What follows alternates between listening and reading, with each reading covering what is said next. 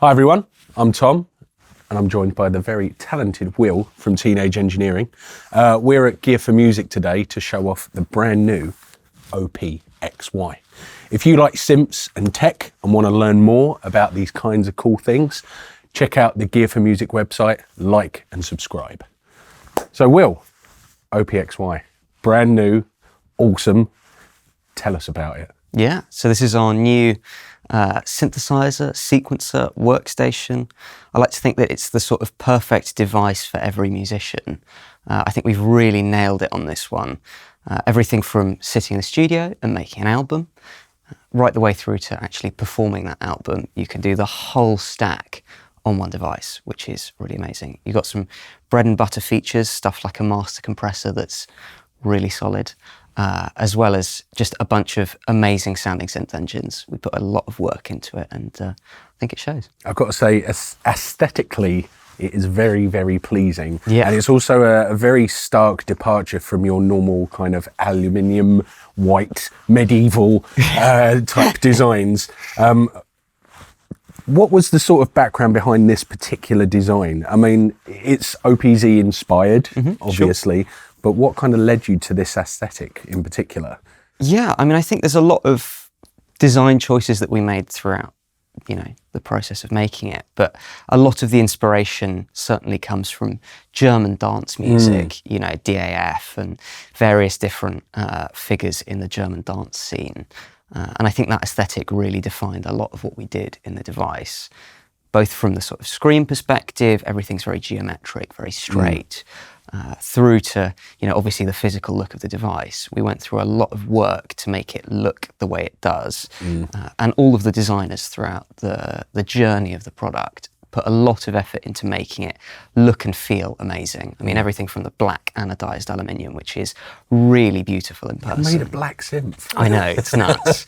And then even the grayscale on it, it's our own custom grayscale that I think looks really striking, especially when you see it in person. It's really beautiful. Yeah, I've got to say, I mean, I hadn't seen it in person up until this point, and it's just, it's as someone that really appreciates your design aesthetics in general, this really fits in nicely with the rest of the family, but also stands out quite brilliantly. Yeah. I think we should turn it on and have a listen and start talking through it. Do you want to do the honours? Yeah, sure. Go on, go for it. Here we are.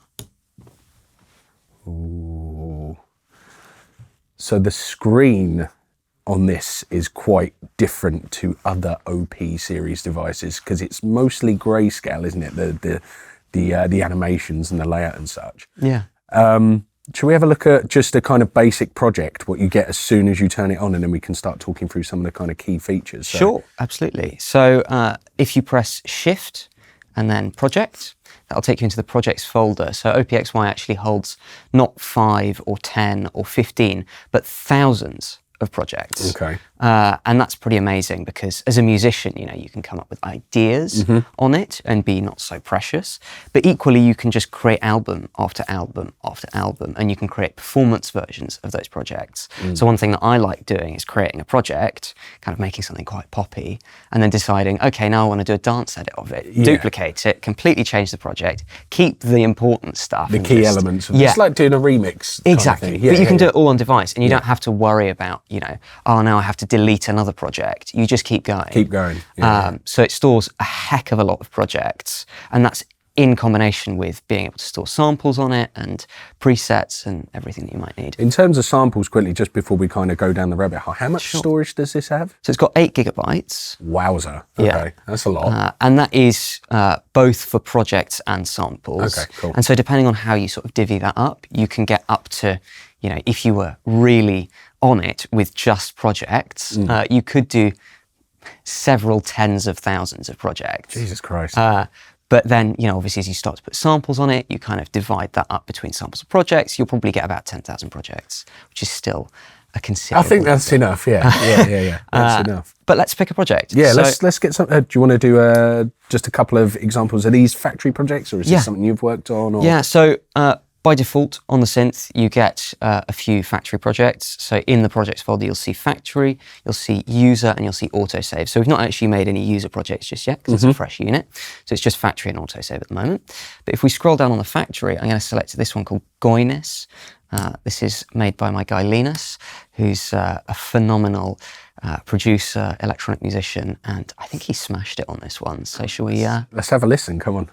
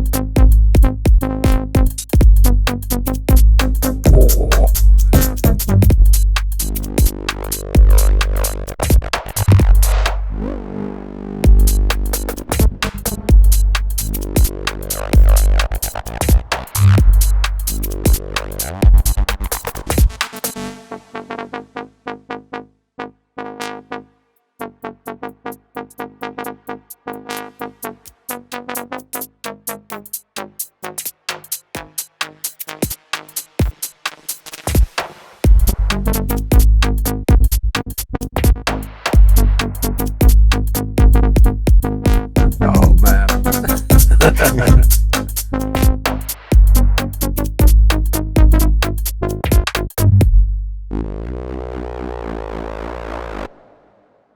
Wow.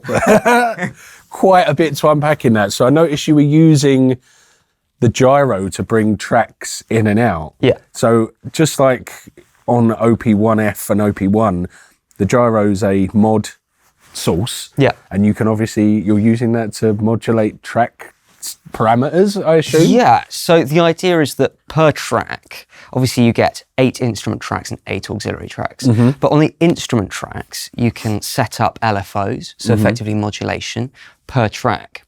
And on that track, you can set a modulation source as being, you know, everything from an envelope all the way through to the gyroscope built in. So it's actually a G-force accelerometer, as we call it, but effectively a gyroscope. So as you move the device, you're affecting those parameters. And here, Linus has done the hard work of setting it on each track and allowing you to move the device and modulate each track independently just by moving the synth, which is That is awesome. That is seriously, seriously cool, because that was sort of, for me personally as an OP1 user, that was sort of like a feature that you could use, you know, I'd use it for like filter cutoff and stuff like that. But when you've got something like this that has the mixer capabilities and more, I can't really think of the amount of stuff that you can possibly do with that. But yeah, the application of bringing in tracks in and out, just from a live performance stance, that looks quite cool. It's quite amazing. And we had an amazing performance, again, by the wonderful Linus, at the launch party, and he just did an entire set. He hit play,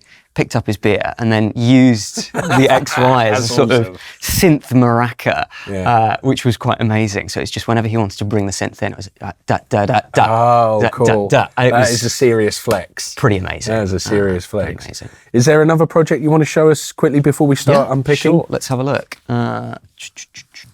Entropy, this one's pretty amazing. So this actually makes use of the step components. Okay, cool. So step components, for those who don't know, effectively each time that you play a step, for example, it will modulate that step in a certain way. So that's what these icons on the bottom of the musical keyboard are. And so, for example, you could have it so that it multiplies a step or even changes the probability of playing that step. And in Entropy, the fantastic producer behind it has set each step to do something slightly different, which means that every time you play it, you get a completely different track. That's super cool. Which is pretty phenomenal. Yeah. So let's have a listen to what it sounds like today. Yeah.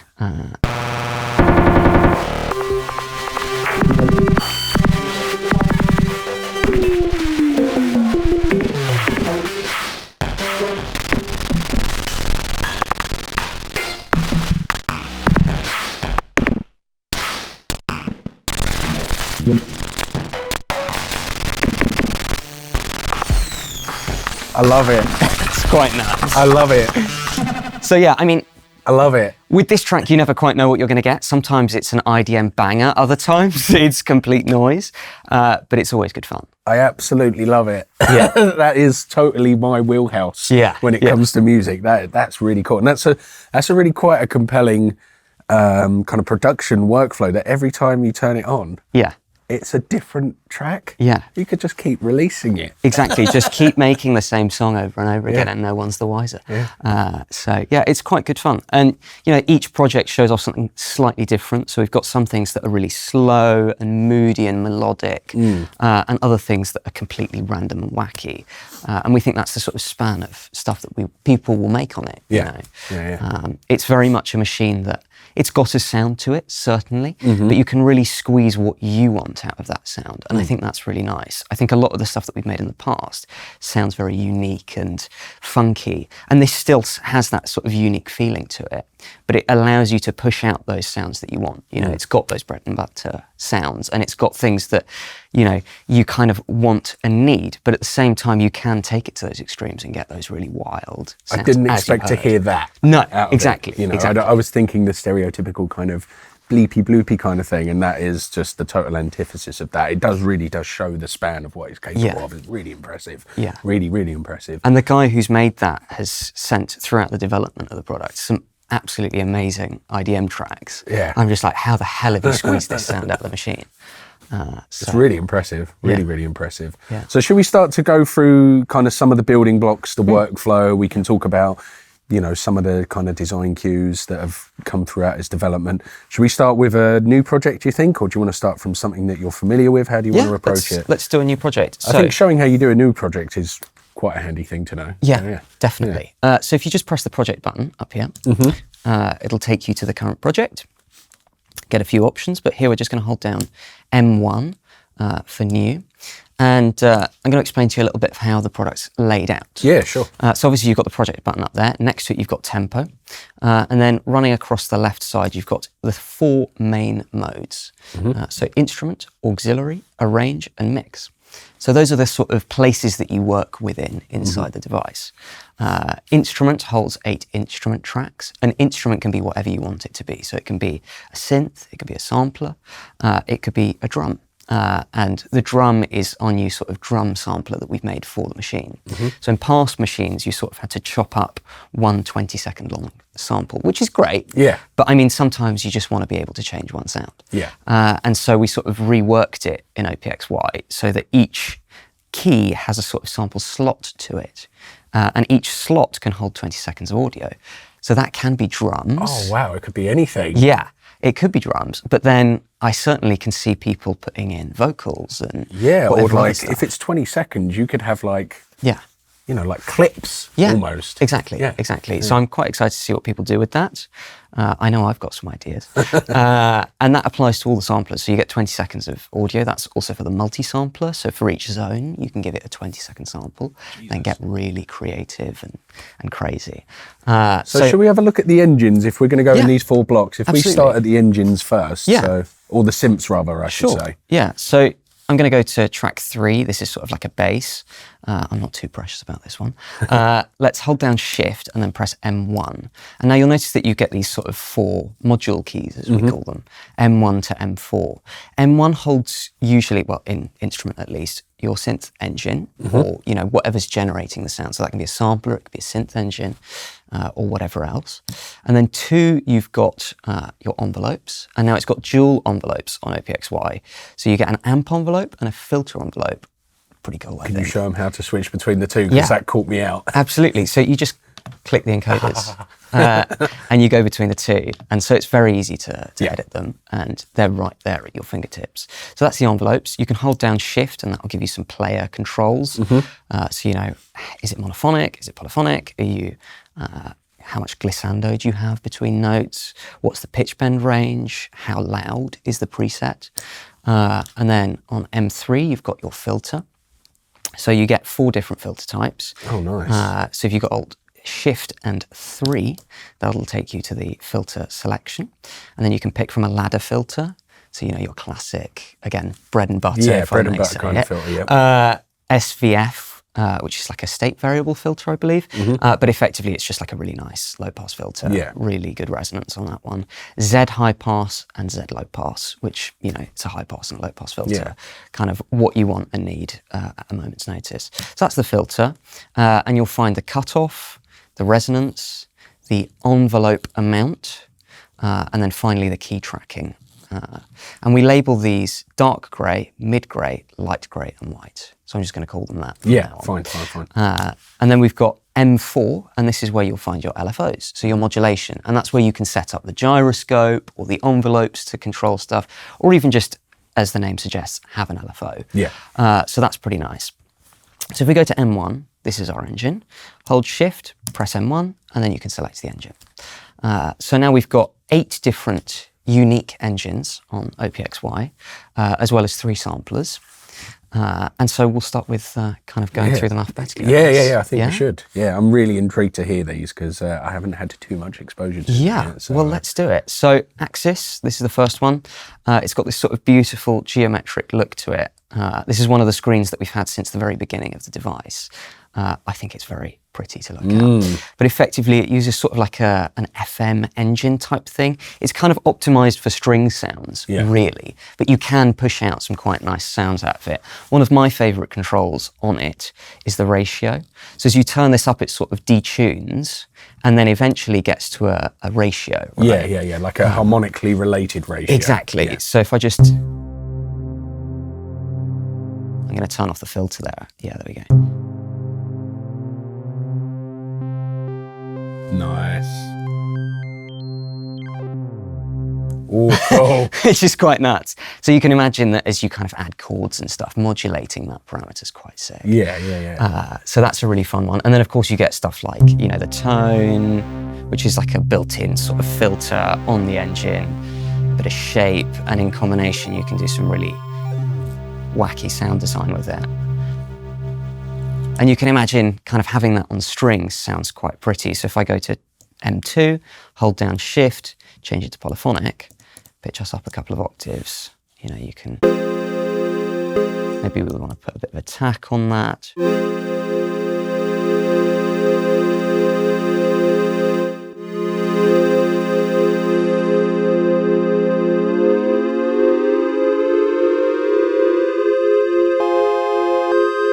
Oh, that's cool. That's super cool. Which is quite wicked. So I've noticed this is something that came from OP1F, that you've actually denoted what the parameters are doing to a degree. Yeah. So I mean, I think we still want to have that slight air of mystery of what you're creating. But sometimes as a musician, you just want to go in and change the sound. Yeah. So having that denotation actually really helps sometimes. I mean, I personally think it's nice to keep it a little bit mysterious. Yeah. But of course, you know, as a working musician, you might just want to go in there. I want my ratio on my FM synth. Exactly. You know what that's going to do to a degree. Exactly. Yeah. So that's Axis. Cool. Let's have a look at the next one. Dissolve. This is one of my personal favourites. It's quite an interesting one. I haven't quite fully understood exactly what it's doing, but again, mystery is kind of great, so you get this swarm control. So as you turn up swarm, you get more noise feeding into the synth. And then you get an AM, FM, and detune. Cool, let's hear it. Sounds like my bag.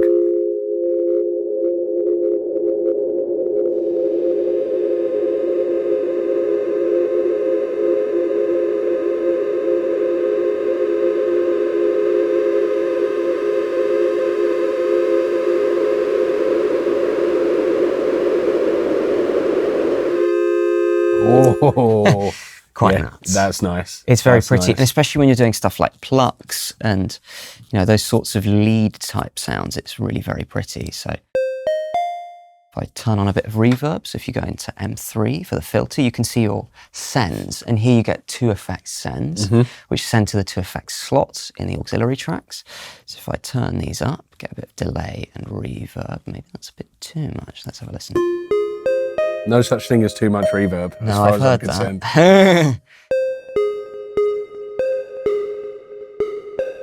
Maybe turn up a bit of portamento. and then you can even press the players button on the far right of the device. And this is where you can add what we call players. So a player can be both an arpeggio, or it could be something, for example, like Maestro. And Maestro is this sort of new concept that we've added to the device where you can record a chord by holding shift into Maestro, and then it will strum that chord for you. Oh, cool. Yeah. So think of players as a way of sort of modulating the notes that you've recorded to a step sequence, right? So here I'm just going to turn the arpeggio on.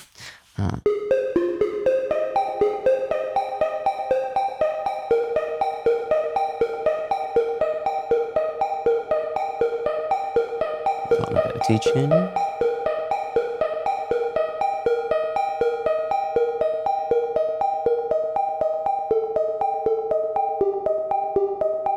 I really like that engine. It's quite pretty. I really like that. I can imagine that's quite versatile. I think for even kind of percussive stuff, I can imagine that's quite good. Yeah, yeah. For the noisier side of things. Definitely. And I've seen some projects, again, from our testers, that just make use of the synth engines to do all the drums, and they sound wicked. Yeah, that's my approach generally, is synthesis. I mean, I had a try, but I can't say that it came out that well. Won't be playing that one anytime soon. And then if you keep going, you've obviously got the drum. So this is your drum sampler. And here you select a key, and you can then hold shift and press the sample button. That'll take you to the sample folder. So this is where you can sort of drag and drop samples onto the device and kind of pick and choose what you want. So that's if you want to make use of your own samples. But then if you want to record a sample whilst you're in Drum Sampler, you just tap the sample button and it will show you this lovely display. You can select your input source. Oh, wrong one. So internal mic? The dark grey. Yes, exactly. External in?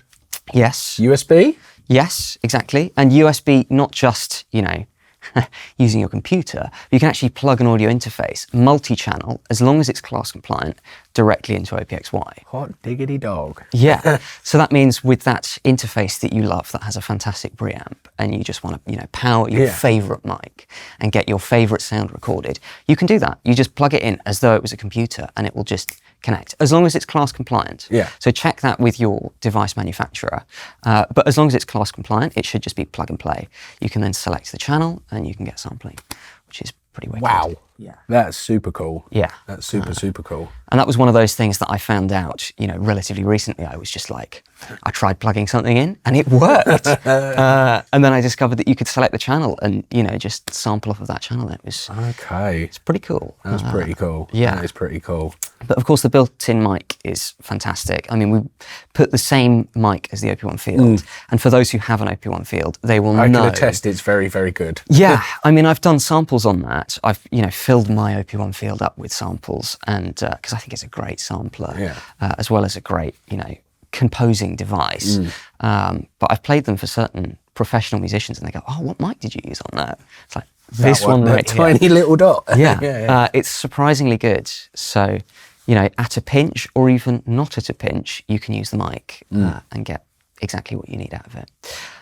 But yeah, so that's how you can sample into the drum sampler. And of course you can select from that sample folder, which is really great. So again, if you want to put vocals or, clips or whatever into the drum sampler, that's a great place to do it. So is it worth noting that you can kind of make custom kits out of your own samples? Absolutely. So each key is a different sample? Absolutely. That's really cool. Absolutely. And then you can save presets, and that saves it on device, and you can share those with your friends and, wow, that's super cool. Yeah, that's super cool. So that's the drum sampler, and we'll touch a little bit on that later when we're making a beat, I think. Yeah. But I'll hold shift again and press M1, and that'll take us back into the engine select screen. Next we've got E-piano. So this one's kind of fun because it goes both from like a really nice E-piano to a really filthy synth. Okay. It's quite awesome. So I'll play a few notes and you'll hear. Maybe I'll turn down a bit of reverb because you don't need it on the E-piano, I don't think, as much. So again, we've got our arpeggio turned on. Maybe I'll turn on the hold here. So if you hold shift whilst you're in the player, selecting arpeggio, or actually you don't even need to hold it, we put it right there. So just click the white encoder, that'll turn on the hand, and then we can just go.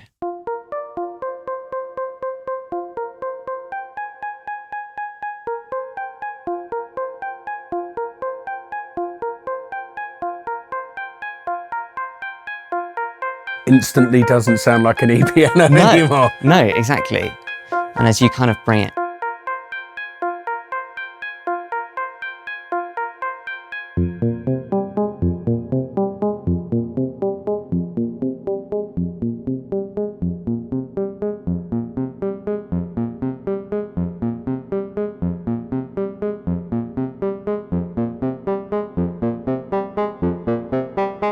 right? Yeah. Do you see what I'm saying? Yeah.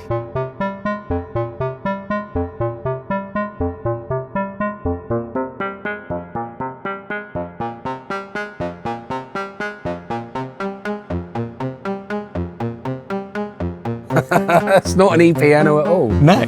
But then you turn the knobs and you can get it right back to that E-piano territory. So just...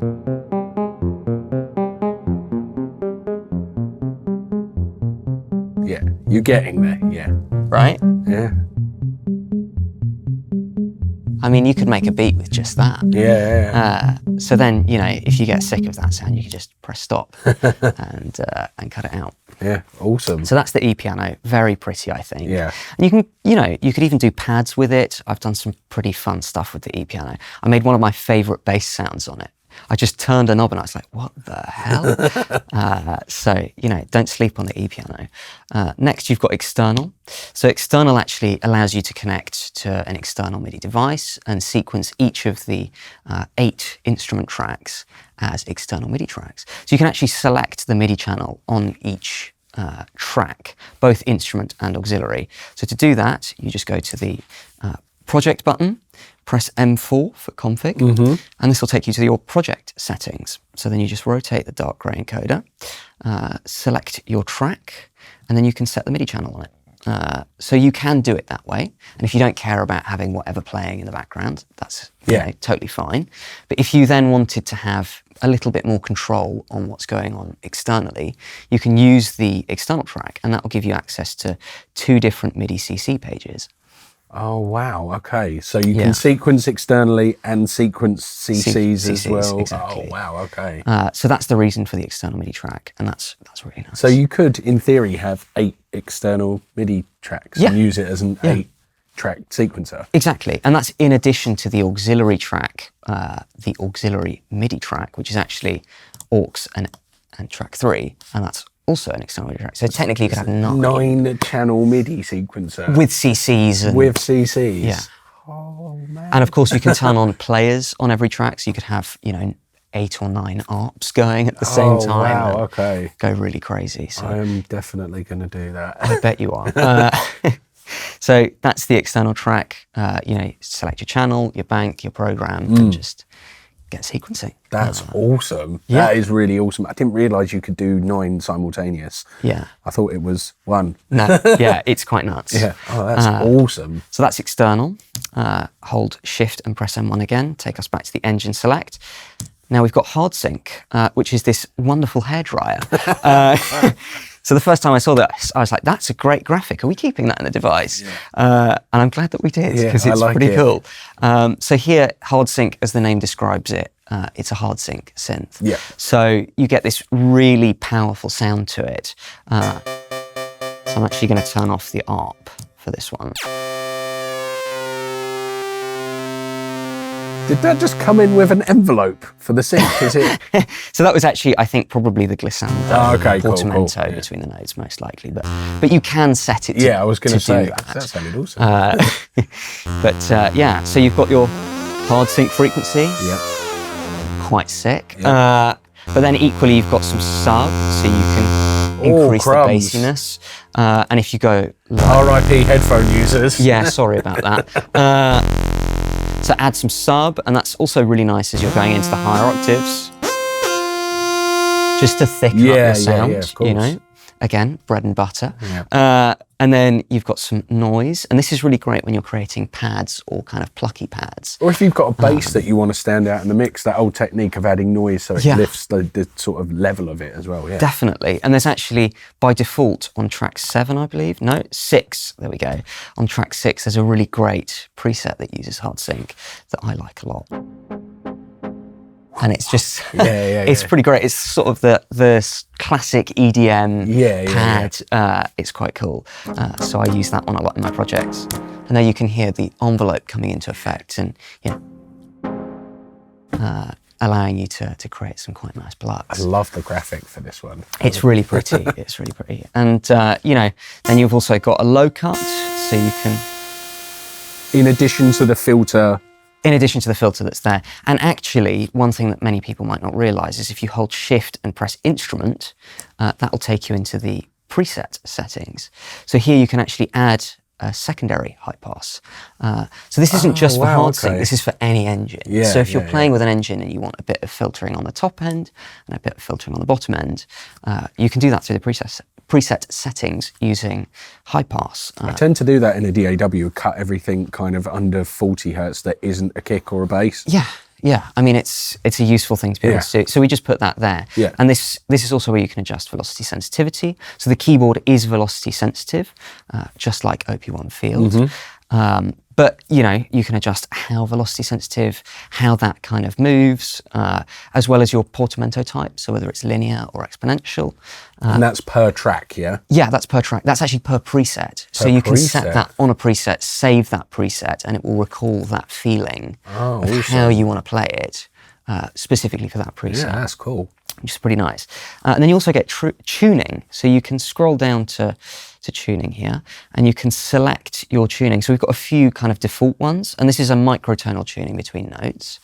But if you keep going, you'll notice that you get, I believe, 11 user presets that you can set up.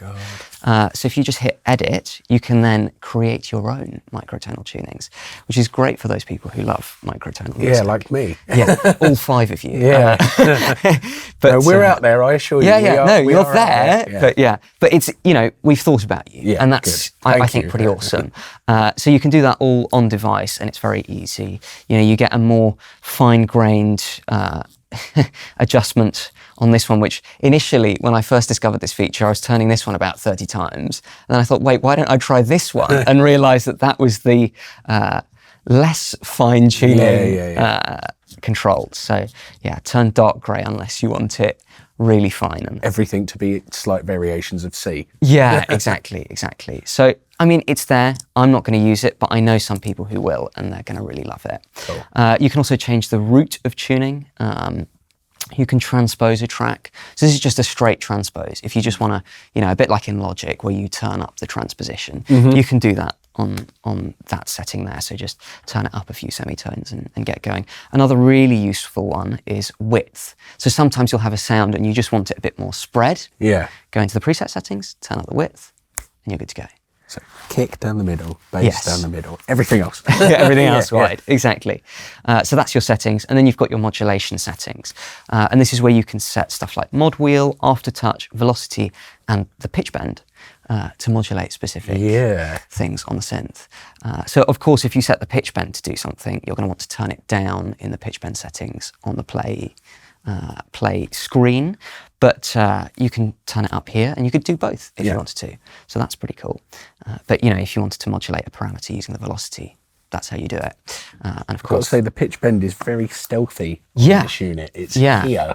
Whereas on the OP1, you had to do the shift and plus. Yeah, but this is extremely expressive, I think. With the right track and the right preset, you can get some really nice sounds out of it. It's a bit like the ARP Odyssey, how you have those sort of squishy... the squishy button things. Exactly. It's a bit like that, but I like to think that ours is a little bit more fine-tuned and classier. It wasn't made in 1973 or whatever. Exactly. I think technology's come a long way. But it's there, and it's very expressive, and I find myself playing it a lot. As you're holding the device, it's right there where you put your thumb, so it's exactly where you need it. Well, that was one of the things I enjoyed with OPZ was the buttons across the top. They make a lot of sense, like by how you grab the unit, that kind of thing. So it makes sense that that's included there as well. Absolutely. So back into instruments, that's our hard sync engine. You can get some really nice sounds out of it. I won't delve too much into it because it spoils it for the rest of you guys who are going to pick one up and play with it, right? But... Then again, Shift M1, let's change our engine, bring us into the engine page. The next one we've got is multi-sampler. So for the first time ever in a Teenage Engineering device, we've actually got a user-accessible multi-sampler. So obviously we touched on it in the medieval. But now in OPXY, we wanted to play a bit more with multi-sampling. And the approach that we took was, how can we make multi-sampling really fast, really fun, really immediate? So the idea is that you can go hit the sample button, it'll take you to the wonderful sample page, and it will fill down. So as you select a note on an octave, for example, that note there, you can see the keyboard there. It's very small, so I don't know how well you can see it on the screen, but it's there and you can see it. Once you select that note and record a sample to it, it will fill downwards. So you're not getting the high frequency aliasing. Exactly. Okay. It just sounds good. Yeah. And that's really nice. So as you record pianos and whatnot, it sounds really good. And it's very fast. So you just select a key, record a sample to it, select another key, record a sample to it, select another key, record a sample to it, and it does the rest. You don't need to mess around with zones, it just sorts it for you. And even as you delete or clear samples, it will just fill automatically. So you don't need to worry about having to move zones, adjust all of that stuff. You're going. That's awesome. Yeah. Because doing multi-samples generally is a little bit of a head scratcher sometimes. It can be. It can be, yeah. I think we've all been there. Yeah. But we want to take that pain away.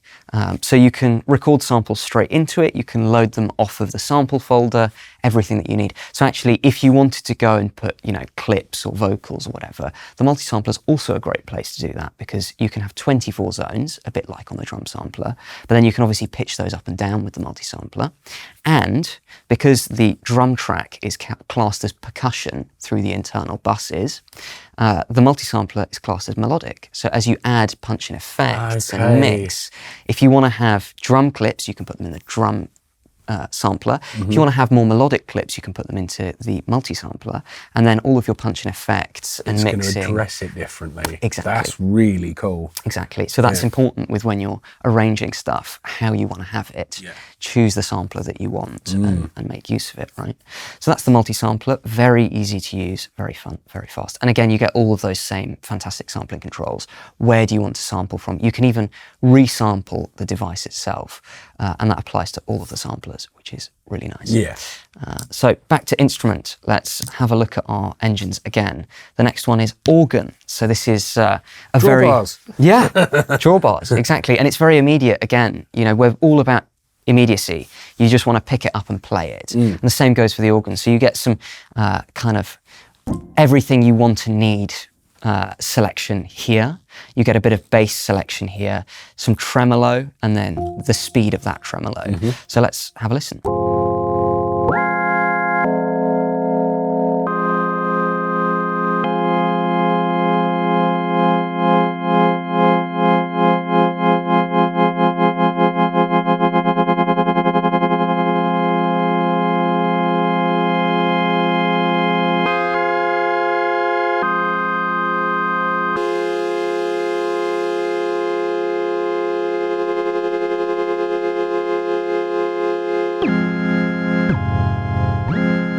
That got very synthy, very quick. A lot like the e-piano. It starts off as a bread and butter organ and then immediately descends into something totally different. That's really cool. Yeah, and I think that's one thing with the OPXY that a lot of people will really enjoy, is that you can get those sounds out of most engines, and you can really tweak it to a point that you love the sound. And I think especially with the filter, where you get the envelope control and the resonance that sounds so good. We'll touch on that in a bit, how to make some really nice acid basses on the device. But I mean, it really is every control that you need right there, very immediate. So you can really craft sounds on the device. If I hold Shift and 1 again, we'll select our next engine. The next one's Prism. This is a very pretty graphic with a blinking eyeball. And this one's more of a sort of subtractive synthesizer. Okay. The sort of thing that allows you to get those Moog style basses, I guess, like really fat, nice, heavy hitting basses, fun leads, everything you kind of want out of a subtractive synth. So, shape. Again, everything you need with one nocturne. Ratio.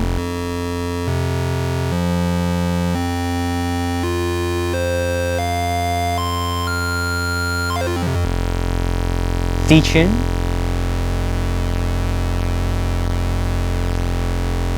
And stereo. And if you combine the detune and the stereo, you get some really wacky sounds. But you know, you could use this for everything from subtractive basses all the way to sort of super saw type stuff. That's how I've used it. I was just about to say kind of Reese sounds for as sure. well. Yeah, for sure. And that detune parameter is great for that. You know? So that's Prism, and you can, you know, I like to use it for basses, but you can get, in combination with the filter, some really nice pads. So if I set our filter to move a bit down like that.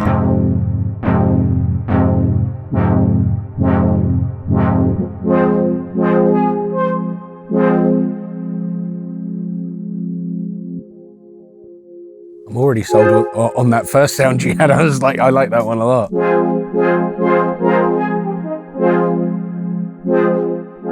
So, you know, again, everything you need at your fingertips. So again, next engine. Let's go into the engine viewer. So that was Prism. The next one we've got is the sampler. So sampler is your kind of bog standard, I just want to get a sound, sample it and pitch it, right? It's a one-shot sampler. So if you press sample, again, that'll take you into the sampling screen. This one's quite familiar for OP1 users, where you just press down a key and start sampling. Cool. Very immediate. And again, you can just go straight into the sample folder if you want to by holding shift and pressing the sample pull button. one from there. Yeah, cool. And now you may be wondering, what if I'm in a synth engine and I want to sample something? So if I go to M1 again, let's go back into Prism. If you press that sample key, that'll actually take you to an immediate sampler. So this is completely separate from the other samplers, just to get a sound down.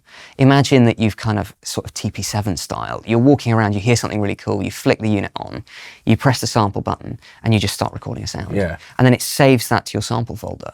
Oh, okay. That's super cool. So then you don't need to worry about, you know, actually using it in a track. You've just got that sound. You've caught it, you can slice it up, do whatever later. Yeah, do whatever you need to do with it later down the line. But then you've just got it recorded. So it's very immediate in that regard. So now, again, next engine. We've looked at the sampler a little bit. You get all of your useful controls, in and out, fade, all the great stuff you've come to expect from a sampler. Simple. So this one here is a nice slinky on some stairs. Simple is, as the name suggests, it's a sort of simple kind of, I want a synth. Yeah. That's simple. So you get this sort of, let me turn off the filter so we can hear it properly. This continuous shape control with a pulse width.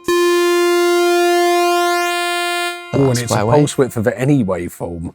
Yeah, so I think it's mostly just for the top one. Yes. Yeah. So I believe it goes from a saw to a square as you go up that range. And then you can pull in the pulse width. Exactly. But obviously as you start to fade in towards that.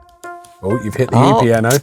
I thought it sounded different. But as you start to bring that shape up, you can of course bring in more of that pulse width, right? But obviously if you set it to, you know, 0, 0, you're just getting the saw wave, and there's not much you can really pulse with the saw wave, right? Other than pitch. So then you've got noise on light grey. And I really like the graphic on this. I think it looks really pretty as you bring that noise in. It's sort of television static. And if you combine that with a filter again, you can get some really nice plucky sounds. So I'll just pull that down, turn down our release. Maybe mess with our amp envelope as well. Ooh. Turn on up.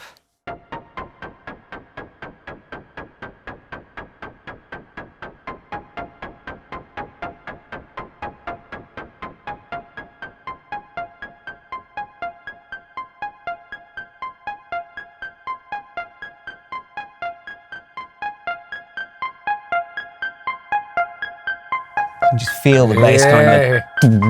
Yeah. But then you can. Maybe we want to play with our resonance a bit.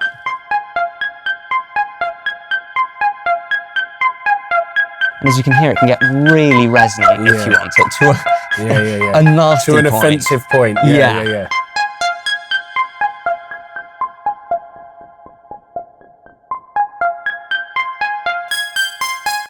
It's always the simple things that are the most pleasing.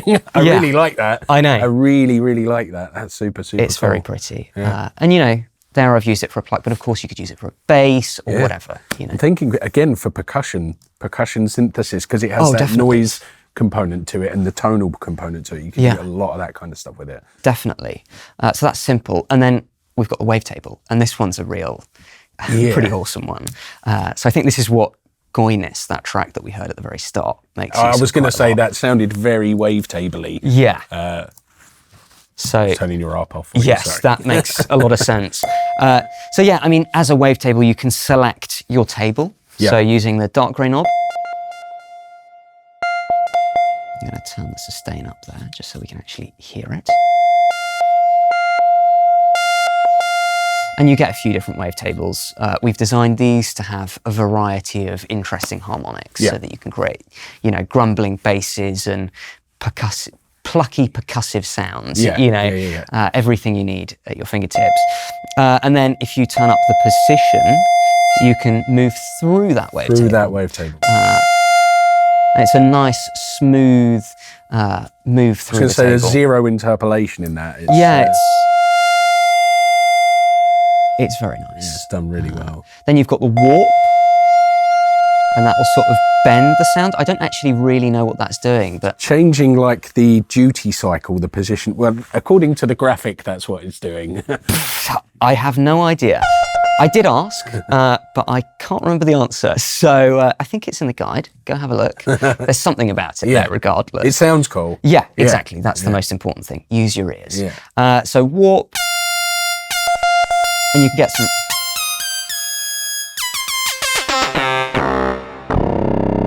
Oh, yeah. So you can get some really wavetabley sounds with it, of course. And then as you turn up the drift, that starts to move it about.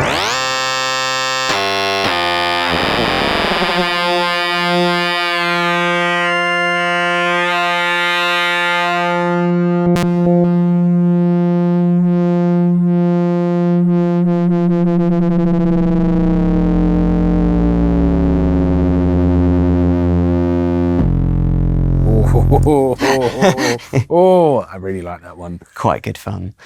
So the wavetable's great because you can go from sort of organy sounds all the way to massive synth You basses. get your kind of traditional glassy wavetable Yeah. all the way through to that gargling bass sound. some nasty stuff. So wavetable's pretty great. I mean, those of you who know how to use a wavetable are going to get some really awesome sounds. I did see one feature in the synth engines that I have to bring up. Sure, yeah. Which is Scramble. Yes.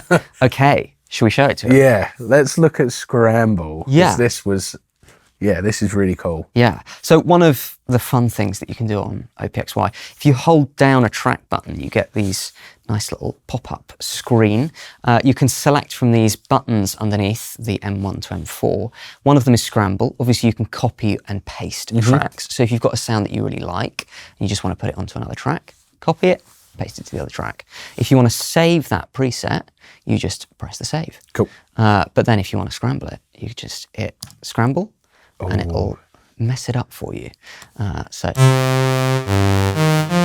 And that applies to everything. So it'll mess with all of the parameters on the device. So it's scrambling all of the modulators. On that track, Yeah, exactly. okay. All the modulators, all of the encoders, everything. So that you get a completely unique sound every time. Instant inspiration generator. Absolutely. Yeah. So let's hit it again. Interesting. Yep. Oh, that's I nice. like that.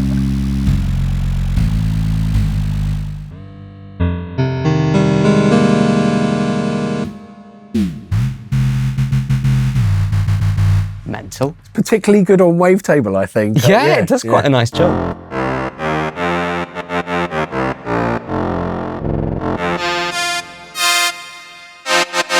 Should we just show it quickly on another engine? Yeah, let's do that. So again, Shift and 1 to select your engine. Which one do you fancy?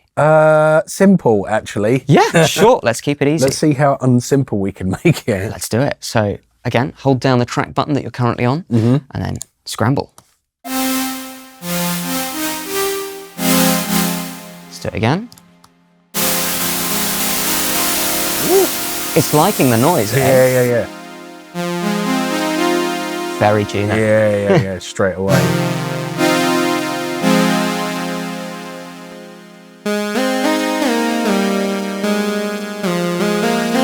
I'm liking the idea of an ARP on that. Maybe this is a good opportunity to show off Maestro. What do you think? Yeah, absolutely. Yeah, let's go for it. So Press the players button, takes you into the players. Again, the idea of the players is that they allow you to modulate, so to speak, play about with the notes that you've recorded to your sequence. So be those held chords or single note presses. So if we hold shift and press players, that will then take us to the player selection screen. We've got three options: arpeggio, which you've seen, hold, which is kind of does what it says on the can. Holds it. Yeah, there's not really any controls in that. You just play a note and it holds it. So that's great if you've sequenced chords and you can't be bothered to set that length of the chord. You just put it on hold and it does the rest for you. But then Maestro. So Maestro, you hold down shift, you play some notes. So I'm just going to go play a C minor. And you'll notice that it shows you those notes have been recorded. So that's what those lines vertically are. And then you get a few controls here. So the first one is roll. So as you turn up the roll, it will change the offset between each note. Okay. Like strumming a guitar. So it's like a trill. Yeah, almost. exactly. Yeah, How okay. fast do you want to strum that synth? Synth guitar style. So you can turn that up. And then you also get the kind of control of whether it goes up or down or up and down or random. So the random just kind of goes up, down, down, up, down, whatever. So that's just kind of fun. And then there's also hold. So if you just click that or rotate it on the white knob, you will turn on hold, and then it will just keep that chord held for you. So then, you know, if you're sequencing chords and you just want to have it held with those chords using the Maestro, you can do that as well. But so now let's play a chord. You'll notice with it set to 0.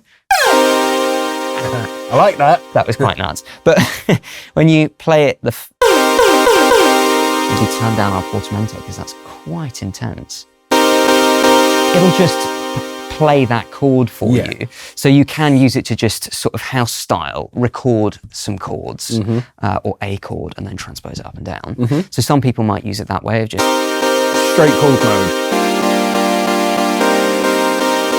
easy, right? Yeah. But then if you want to start getting a bit jazzy, you can turn up the roll. So you can set it really fast and you get that really da, da, da. Yeah. But then as you get slower, you can...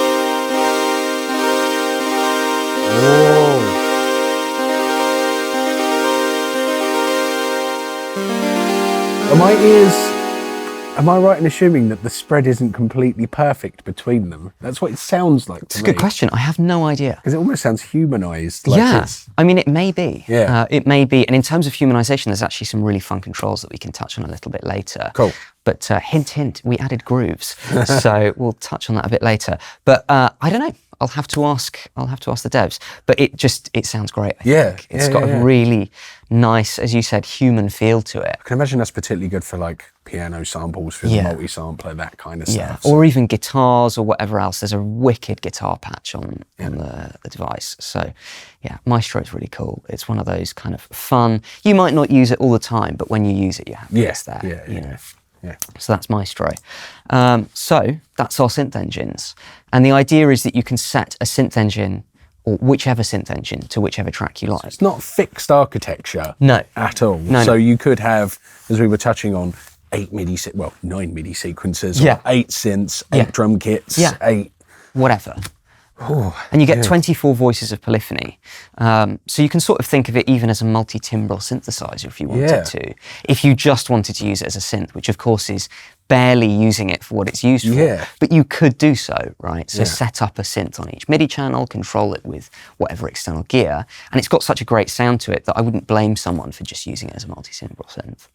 I mean, that's exactly where my brain just went. I could have 8 synths and layer them this way. And that's exactly where my brain went with it. So, it's really powerful in that regard. But as you said, set it up however you want. If you want to have 6 drum kits and 2 synths, go for it. Yeah. We're not going to stop you. Just as long as you don't hit that 24 voices, you can do whatever you like. And in terms of customizing how those voices work, if you hold shift and go back into that, wrong one. Go into your project settings, so project and then config, you can set up the voices. So per track, you can assign the number of voices. So if you start to hear that things are getting stolen and you don't like the way that it's assigning it automatically, you can go in and customize that. So, you know, your bass might not use more than one note of polyphony. Set it to one. Set it to one. Yeah. And then it doesn't start to steal from the, you know, 8 voice chords that you've got. Yeah, that's clever. That's really clever. So that's the idea. But yeah, so you can set a track to be whatever you want, really, and that's in the instrument tracks. Now onto the auxiliary track. I was going to say, should we set up a very quick beat before we start showing off the auxes? Let's do that. So I'm going to do something really simple, and apologies because it will be really simple, because I want to leave things to your imagination, you know. Yeah. I could make something really complex, but then it won't show you, you know, your creativity won't come into it. So I want you to be able to hear, okay, here's something really basic, and then imagine all of the far more complicated stuff that everyone at home, I'm sure, can come up with. But let's do something basic. So I'm just gonna get a 4 on the floor down. So if I select a key, so this is our musical keyboard down here. You've got your step sequencer running across the middle with this beautiful gradient. There's the bar key here. We'll touch on that a little bit later. But if we play our musical keyboard, we can hear 24 drum sounds. I'm going to select a kick drum. Now, OPXY will remember the last key that you've pressed monophonically. So you can do select and place? Yes, exactly. So you just press a key, you've selected it, and then you can just put it straight into your step sequencer. So now we've got a 4 on the floor. Maybe I want to turn off the metronome. So if I just press the metronome, click the white encoder, that turns it immediately on and off. Obviously you can turn it up and down if you want to, but sometimes you just want to turn it straight off. I'm also going to set the BPM a little bit higher. We'll go 140 because I like it fast. And then I'm going to select a hi-hat. So press the hi-hat. Don't need to press record. I'm just going to put it into the sequencer. And again, it remembers that last key that I've pressed. So you press the hi-hat and you can sequence it straight in. And then maybe more, it's quite going there. Now we can select a snare drum. And what you'll notice is, okay, well, we've got the kick and the hat, right? How do you put the snare drum in? I just want to see where the snare drum goes, right? Yeah. So if you hold down a key and then press record, you can just tap it. You don't have to hold it down, just tap it. That will show you just what's being recorded to the snare drum. The lane for that sound. Exactly. Awesome. So continue to hold it down and you'll continue to see that. Then you can put the snare drum in. So I'm going to put that on the 2 and 4 to create a backbeat. And if I let go, it'll show us our full sequence again. So then, right? And we're going. So now, I'm not really into this kit for the type of song that I want to make. So if I hold Shift and press the track button, you can select the preset on that track. So we're not looking at the engines anymore, we are looking at the presets. For the engines. Exactly. Okay. So rather than selecting what goes on M1 to M4, we're now selecting what is everything on M1 to M4. So you can filter by type of sound. If you hold down Shift whilst you're in the preset viewer, you can actually sort by engine as well. So you can select between category and engine. But here I'm just going to select category because I know I just want drums. So if I scroll using the mid-grey, maybe we want to try in phase. That's kind of a nice electronic kit. Oh, it's respecting the sequence whilst you're playing back. Absolutely. As well. So you can preview and hear. Yeah. And that one's quite kind of cool. I quite like Woodbox. Yeah. What do you think? That one. Yeah? So we'll stick with Woodbox. We've got a new sound on the drums. And now maybe we want to add some slightly more complex drums. You can do that on the second drum track that's there by default. Some people might want to just have one drum, and that's fine. One thing we can also look at is adding some step components. So drums are a great place to do this. Yeah, let's do it. So you could have like a fill using the step components, or we could even do something as simple as ratcheting the hi-hat. So if I hold Shift, press a step, you'll notice that as you hold Shift, these will dim, and that's to let you know, hey, I've not got anything recorded to me in terms of step components. And what step components are, for those who aren't aware from the OPZ, effectively you can modulate what is on a step. So if you select that step, you can add a step component. So it's modulation for the sequencer to a degree. Yeah, exactly. So, you know, do you want it to ramp up a scale, or do you want it to repeat a note or hold a note or change the velocity on a note, or even the probability of playing back that note? Yeah. So one of my favorite ones is actually just the trigger one, this last one here, where you can just make it play every 2 or every 3 hits, so to speak. So you could make something that's 16 steps way more complicated using that. Definitely. Yeah. So then that's great for drums where you just want to see one bar phrase, Yeah. 16 steps, but actually you're programming 4 bars worth of stuff, you know. So it's really powerful in that regard. But in this case, we're just going to use multiply. So if I hold shift, select a step, it'll start to blink nice and fast. And then you can choose a step component. And that will show you on screen what that step component is. This one's called multiply. It's like a divide symbol, which is kind of funny because it's called multiply. Inverse, yeah. But that's because you're dividing a step into multiple triggers. Gotcha. Okay. So you can select that note and then divide it into 1, 2, 3, 4, 5. And these are what we call accidentals. So on OPXY, because all of the keys on the keyboard are black, there's no white keys and black keys. So we describe it as naturals on the white keys and accidentals on the black keys. Makes sense. So if you press the accidentals, that's how you can select how much that step component affects the step. So here we want to divide it into 2 trigs to get a sort of ratcheted hi-hat. So then... Okay. Right? Yeah. So there you go. And actually, I'm not a huge fan of that, so I'm going to turn it off. But maybe we want to do like something like that. We can select those 2. I'm going to put the trigger step component. I'll select that and then play it every second trigger.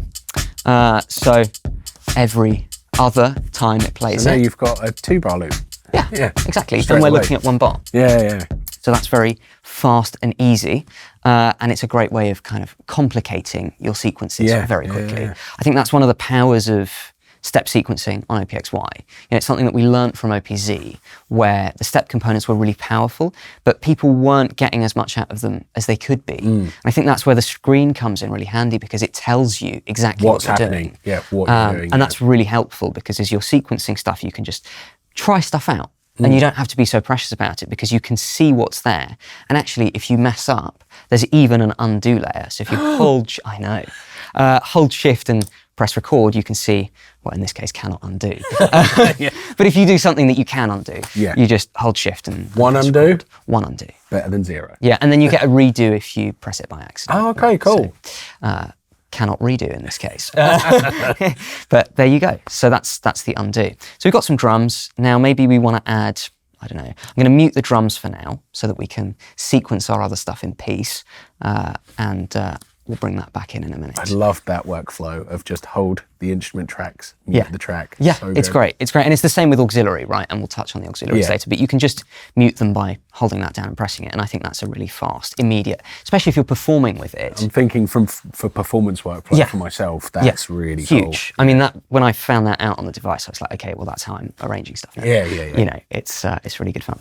So on to our next track. Let's get a bass going. So again, I'm going to hold shift, press track 3, and we're going to select a bass sound, because obviously we've got a sort of random Not a scrambled, bass. not bass sound. So let's select bass as a category, and then let's go through some of these presets. That one. You think that one? With that beat. You like? Yeah, okay, that let's one. do it. So this is a sampler in this case, as you can see with the waveform. But what we're going to do is we're just going to play 1 note, and we're going to set it to 1 bar. Okay. Okay, and we're going to do everything with 1 bar. Okay. Okay? Cool. And then we'll do some fun stuff. So what I'm going to do is I'm going to play, let's start with F. So we're going to play just an F. Maybe actually we want to go with a dotted rhythm. Maybe it's cool. Da, da, da, ka, da, da, da. Cool. So on to the next track, we've got a bass. Yeah. Now we want to add another layer. So I'm going to go F again. I'm not a fan of the tremolo on that, so I'm just going to turn off the LFO. And whilst we're at it, what I'm going to do is set up some modulation on this. Cool. So on the bass, I'm going to select the LFO, and I'm going to hold shift and press M4, and there you can select the LFO. So what I'm going to do is I'm going to select element. An element takes the elements and puts them into your sound. So element can be an envelope, but what we're going to use is the G-force accelerometer. So we're going to select the G, in this case for G-force accelerometer. I'm going to turn up the amount, and now we want to select the envelope, and we're going to turn up the release. So actually we're going to turn it down, because that's going to add release as we lift the device up. And maybe we want to make that a bit more. Right? So we're adding that sustain. Going to do the same with this guy here. So again, Shift M4, select element, turn it to G, turn up or maybe turn down our amount, and then add some release. We could even do the filter. What do you think, Tom? Let's do a filter. Let's do a filter then. Have we got the filter on? We have not. So let's turn it on. I'm going to set it to the ladder filter. I'm going to turn up the resonance a bit. We're going to turn up our envelope amount, and then what we're going to do is modulate. Yeah, why not? Let's do the envelope. So now it's modulating the envelope amount, and as we turn it up. Yeah, cool. Oh, actually, that's turning it down. That's actually quite cool. I actually quite like it that it's getting darker. Yeah. I'm into that. That's cool. I'm into that. So there we go. And now we're going to go to our next track, and we're going to add a G sharp.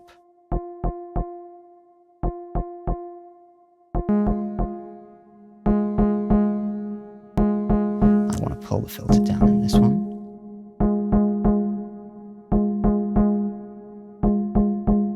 Okay, and then again, we're gonna set it to G. We're gonna go to our filter. We're gonna turn up our envelope. Okay, I'm sold straight away. Move it a bit. And then on to track 6, we've got the wonderful hard sync sound that I love so much. So then we can add a C and sequence that in, and we've just got a chord playing.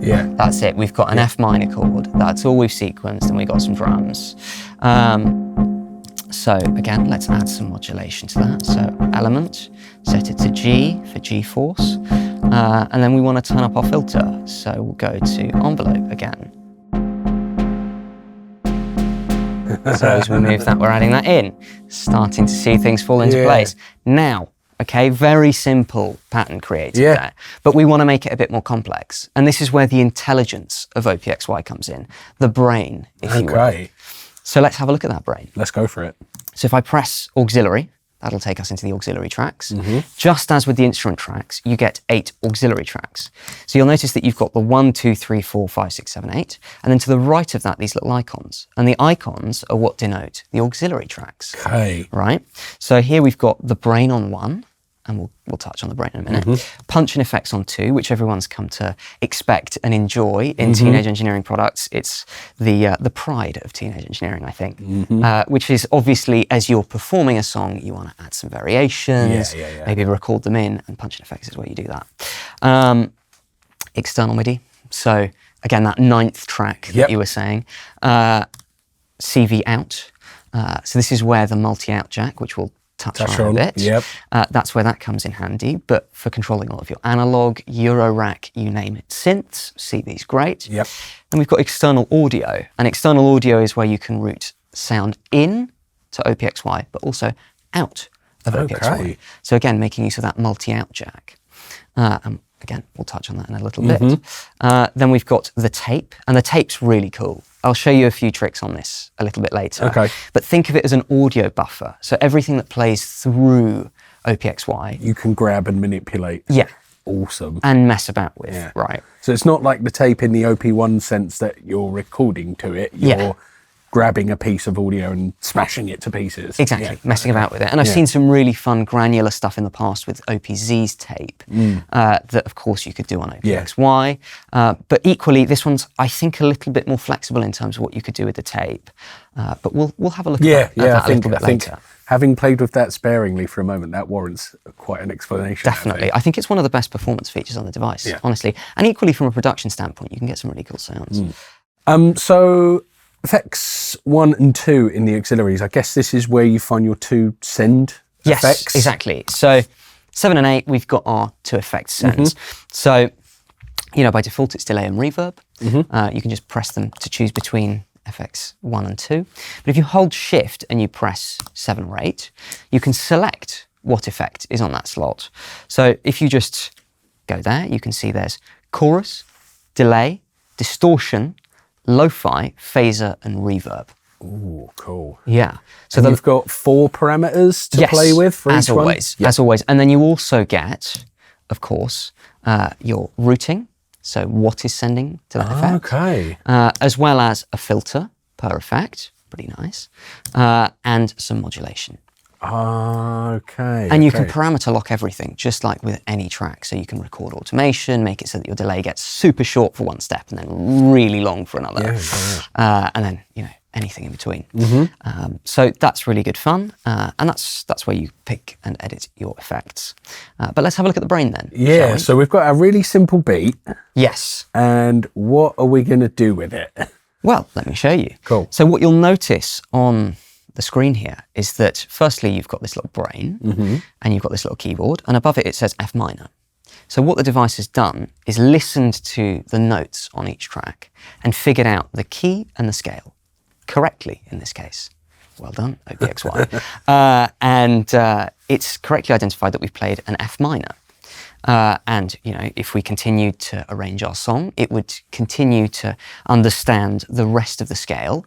And if you're actually arranging in a different scale, it'll figure out what that scale or key is. That's cool. But of course, you could set that manually. So if you rotate the dark grey encoder, you can select the manual scale and chord. And what I quite like to do here is use it as a reference. So if I wanted to, as a musician, start off a song in a new scale or key that I've never tried before, you can select the root and then the scale and just see it. You don't need to open your phone or computer. So you could fool the OPXY. You can actually play that F minor as you've just done, but then tell it that it's something different. Exactly. And make it mess up what you've done. Or you could just use it as a reference, just like me. And, you know, without having to bring out your phone or some sort of reference, kind of look at that scale and learn how to play it. And that's really nice. Yeah, I mean, a lot of mine will be C minor. Yeah, I mean, me too. Yeah. I was doing some nice G sharp minor stuff on the train yesterday. But, you know, it's great for referencing. And then you've also got link, so you can link it with another track. So if you just rotate the white encoder, that'll allow you to link one of the instrument tracks with the brain track, play chords, and then... So that can control what the brain is listening to? Yeah, it's kind of funny, but effectively you're playing the keyboard, and as you play the keyboard, it plays it on that track. Yeah. So as you change the chord, which you'll see in a moment, it will play alongside that. Well, let's have a look. So I'm just going to turn off the linking, and then we're going to hit play. So.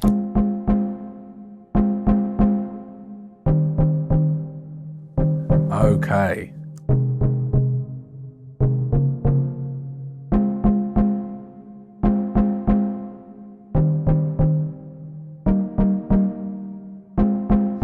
So we like that? What do you think? Yeah? So now, we've not really touched on this so far because we've been sequencing one bar at a time, but now we want something that's a bit longer. There's 2 ways of doing that. Obviously, you get 16 steps, but if you hold down bar, which we touched on a little bit earlier, you can press plus to add bars. So bars are sort of like pages of 16 steps. Yeah. But equally, you can change the track scale. So how long is each step? So what we're going to do here, actually, because we want to see everything in front of us and not have to flick through pages, is set the track scale to 4 and the number of bars to 1. So it's condensing that down. It's going to change the speed of playback. Yeah. Still. So then 1 bar effectively turns into 4 bars. Yeah, 64 clicks. Yeah, exactly. So then each step is 4 beats, right? And you know, you could do that by adding bars, but in this case, I want to shrink it down and keep it all on one page, so to speak. So what we're going to do is we're going to select our F. We're going to sequence that into the sequencer just by pressing it in. And then if you hold it down, you can change the length of that. Oh, cool. Right, so then you can choose how long you want that to play. And in this case, I just want it to play for 2 bars. So change the length, and then I'm going to select the C. I'm going to put that on that step there, change the length to be 1 bar, and then we're going to put the D sharp and put that on that last bar and change the length. So actually, do you know what? We're going to record that in as it is. Go Why on. not? Yeah, go So on. if we just press play, hold record.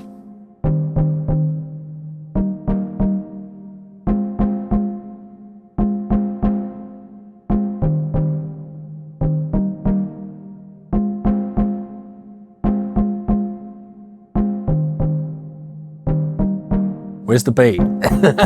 Here it comes.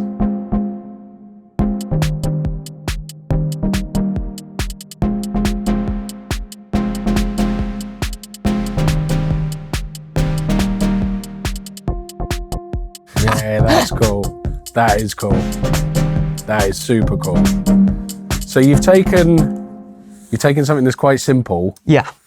not played with the simple parts, No. but played with something over the top of the simple parts. Okay. Exactly. Quite an abstract concept, but I really like it. Yeah. I really like it because I can see how you could do something more complicated in the instrument tracks. Yes. And then make it even more complicated with the brain. That's really, really Exactly. clever. And the fact that it's respecting the musicality Yeah. is massive. That's Yeah. really And massive. so that's where the intelligence comes in, right? That's why it's the brain and not just the box. I don't know. Yeah. But it's because it knows the scale that you're playing. And so it's intelligently transposing. It's not just moving those notes down. Anyone who's just transposed straight up or down will know that harmonic relationships, if you move the notes straight up and down, won't stay. Yeah. Whereas when you use the brain, it keeps those harmonic It's relationships. respecting that. Yes. That's really cool. It's really nice. So should we have a look at some other externals? I'm really, really keen Yeah, to absolutely. see the punching effects. Awesome. And the tape machine thingy as well. Let's do it. So punch and effects are great. I mean, as we showed a little bit in the intro, you can play about with what you've created, right? But it's split into two sections. So you get the percussive on the lower octave and the melodic on the higher octave. Okay. So anything that is drums or uses the drum sampler will be in the lower octave, and anything that's melodic or uses anything that isn't the drum sampler will be on the higher octave. And what that means is that it allows you to play about with different things differently. Okay. Let's hear it. Let's hear it. Hit play. And then we've got some fun sort of beat repeats. Kind of immediate dance music stuff. This one I quite like.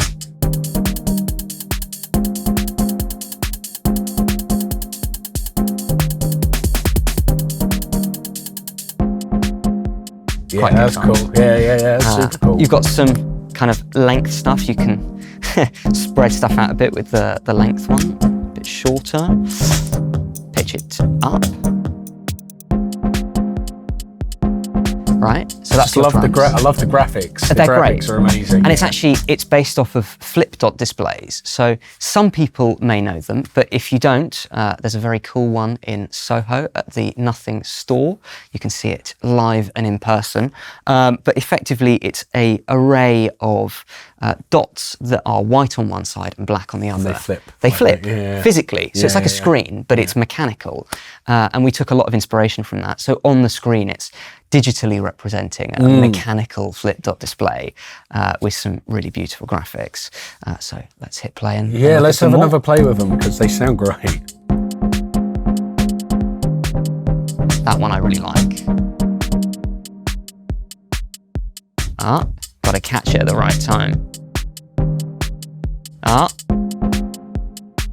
It works in other beats, trust me, it does stuff. But this one's mute on both. So if you're looking for the mute and you just want to knock out your drums or knock out your percussive, you can, your melodic, you can just do it there. This one's stutter, which actually makes use of the pitch bend for modulation, as well as the gyroscope, so. Which is quite cool. Ooh. And you can bake those into the sequencer as well. Yeah, so you could select this one and you want to have it held for you can do that.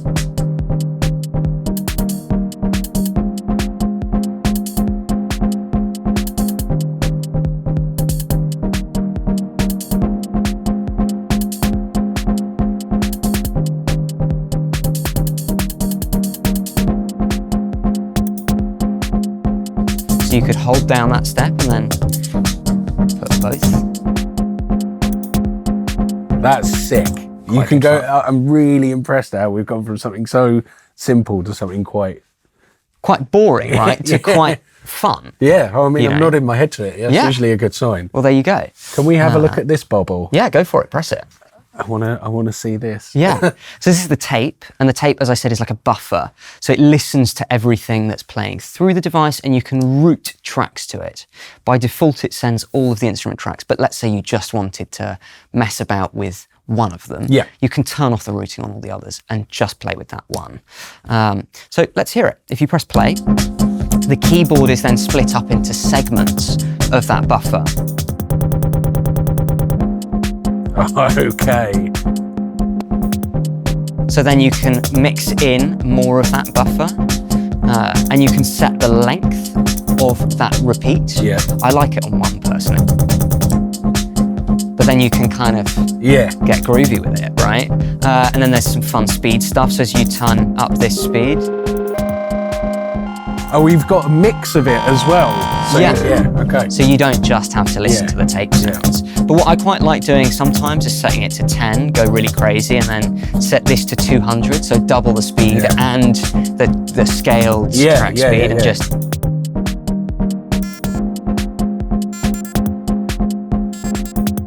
That's cool. And you could send that to the effects as well, so if I want to add some delay and reverb.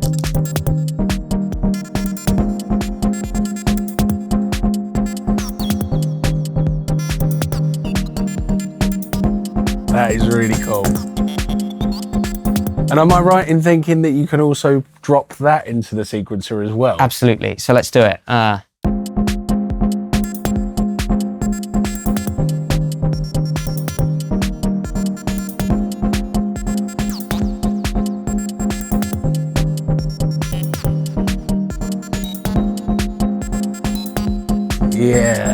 And if you wanted to get really weird, you can just bring it back down to 1 and get really crazy. And then if you decide that you hate that automation, right, just hold bar and then clear params, and that will remove the automation and it'll keep the notes. Oh, sweet. Okay, so it's separating.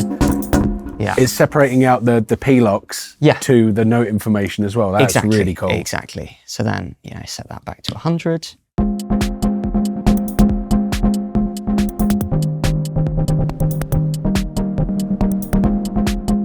Yeah, sick. And then you could filter it. Oh, switch track by accident there.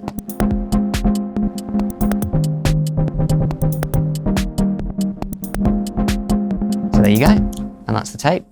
Holy moly. Quite good fun. That is a lot of fun. Yeah. There's a couple of bits that we need to touch on, because we said we would touch on. Yeah. Multi-out. Yes, multi-out. What is a multi-out? So if we look on the side of the device here, I'm just going to unplug it. Hopefully you guys I will hold. get a nice buzz there. But if I just move it on its side, you should be able to see these 4 output jacks. And what you'll see on the back is how they're labelled. Oh, let me turn down the volume. So you've got out. That's your main out. MIDI-sync. That's your multi-out. Cool. MIDI. In. And audio in. And then audio, and then you've got your USB as well. Your USB, exactly. Yeah. So this one here is the key one. So this is the multi-out. That's the bad boy, the multi-out. So multi-out does everything from MIDI, it does sync, 3 different types of sync. So 16, 8, and 24 for all of your for all of your vintage drum machines where you want that start-stop, you want the transport controls and all of that other good stuff. But it works perfectly with your 808s. You just need a nice cable to go from 3.5 to DIN sync. Yeah. So that's the multi-out, and it also does CV gate and audio. Okay. So conceivably, I would say pretty much anything that you want to connect to. And it's one at a time, so you can set what it's doing, and then you can output to it. So you can have an aux out, CV in gate. What else? CV gate, so aux out, CV gate, MIDI out, or sync out. Or sync out. Wow. Yeah, so you can just pick what that does and then make So the question is, does it work with my, and you can just stop and go, yes. Yeah, most likely. Does it work with, yes, it does. Yeah, it's great. And, because it's a sequencer at the end of the day, you want to use it with all of your external gear. And the multi-out jack is what enables that. Awesome. Right? And then it's also a host over USB-C for both audio and MIDI. Yeah. So then when you're using it with digital stuff, be it a MIDI keyboard or an audio interface, you can just plug and play. So I could just conceivably plug a MIDI keyboard into this Absolutely. and it will just... It just connects. As long as it's class compliant MIDI, Yeah. you plug and you play. That's it. Oh, okay. And it can also send USB MIDI sync to other stuff? Absolutely. And Oh, crumbs. the other way around. You could plug it into Logic, Ableton. And it will just pick up sync. Okay. Exactly. Easy peasy. Crumbs. It does a lot, doesn't it? It does. Battery life. Yes. I have to ask. 16 hours. Christ. Yeah. As we say on our website, so you can go harder, faster, for longer. I like it. I like it. Charges over USB-C, USB-C port on there as well. Not a lot of people realise that they have built-in speakers as well. No, exactly. And they do sound genuinely wicked. Yeah, and especially on the XY, I don't know exactly what we've done on this one to make it sound so much better. I'm sure the engineers know, but it sounds big. Yeah. You know, it's, when we say room-filling sound, it does fill a room. Yeah, it's loud. So that's the OPXY. Yeah. For more information about the OPXY, go to the Gear4music website. Make sure you like and subscribe. I have been Tom. And I've been Will. And this is the OPXY. Goodbye.